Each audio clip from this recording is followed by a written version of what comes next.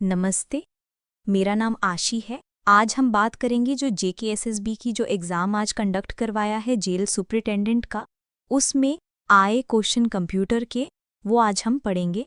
तो स्टार्ट करते हैं हमारा पहला क्वेश्चन। चलिए अगला प्रश्न देखते हैं।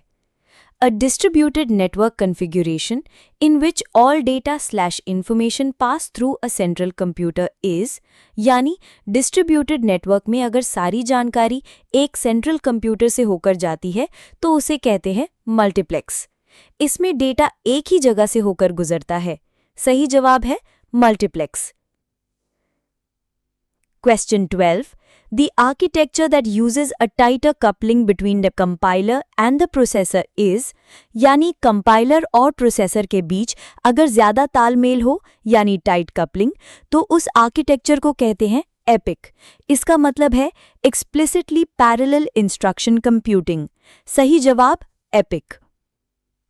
Transfer of data directly without the involvement of the processor is, यानी प्रोसेसर के बिना अगर डेटा एक जगह से दूसरी जगह जाता है तो वो काम करता है DMA controller. Direct memory access को शॉर्ट में कहते हैं डीएमए। तो सही जवाब है DMA controller. Which of the following is the lowest in the computer memory hierarchy? यानी मेमोरी हायरार्की में सबसे नीचे यानी सबसे स्लो मेमोरी होती है सेकेंडरी मेमोरी, जैसे कि हार्ड डिस्क, पेन ड्राइव आदि। सही जवाब है secondary memory. Which of the following is the fastest means of memory access for the CPU? यानी CPU को सबसे तेज एक्सेस चाहिए तो वो सीधा जाता है रजिस्टर्स पर। ये उसके सबसे करीब होते हैं। सही जवाब है registers. Which of the following techniques can be used for optimizing backed up data space? यानी बैकअप स्पेस को कम करने के लिए सबसे अच्छी तकनीक है कंप्रेशन और डीडुप्लीकेशन। एक कंप्रेस करता है, दूसरा डुप्लीकेट डेटा हटाता है। सही जवाब है compression and deduplication. In the network HTTP resources are located by, यानी नेटवर्क में HTTP रिसोर्सेज को पहचानते हैं यूनिफॉर्म रिसोर्स आइडेंटिफायर से। इसे शॉर्ट में कहते हैं URI। सही जवाब है यूनिफॉर्म रिसोर्स आइडेंटिफायर।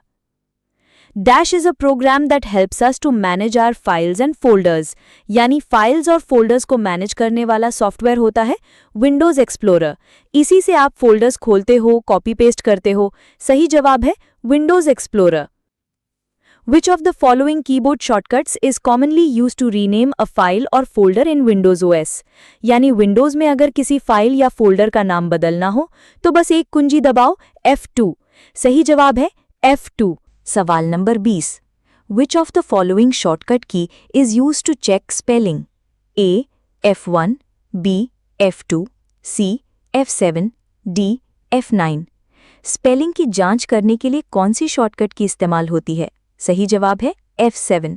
F7 दबाने पर माइक्रोसॉफ्ट वर्ड या एक्सेल में स्पेलिंग और ग्रामर चेक शुरू हो जाता है। सवाल number 21। In Excel when a range is selected, how can you activate the previous cell? A. Press the alt key, B. Press tab, C. Press enter, D. Press Ctrl+G। Excel में अगर आपने कई cell select कर लिए हैं और पिछला cell active करना है तो आप Ctrl+G दबाकर सीधे किसी सेल पर जा सकते हैं। सही जवाब है Ctrl+G। सवाल number 22। Which shortcut key inserts a new slide in current presentation? A. Ctrl+N, B. Ctrl+M, C. Ctrl+S, D. Ctrl+Y। PowerPoint में नई स्लाइड डालनी है तो दबाइए Ctrl+M। ये शॉर्टकट नई स्लाइड जोड़ने के लिए इस्तेमाल होती है। सवाल number 23। What is Google Chrome? A. Browser, B. Search engine, C. Email client, D. Website. Google Chrome क्या है? ये है एक ब्राउज़र यानी इंटरनेट चलाने का सॉफ्टवेयर। सही जवाब है ब्राउज़र। सवाल number 25। The process of transferring files from one computer to another through the internet is called as A. downloading, B. uploading, C. FTP, D. JPEG। अगर आप इंटरनेट से अपने फ़ोन या कंप्यूटर में फाइल ला रहे हैं तो उसे कहते हैं डाउनलोडिंग। सही जवाब डाउनलोडिंग। सवाल number 26। Skimming in E banking is a method of A. converting debit card into credit card, B. transferring cash from one account to another, C. stealing credit card information, D. intimating customer about withdrawals.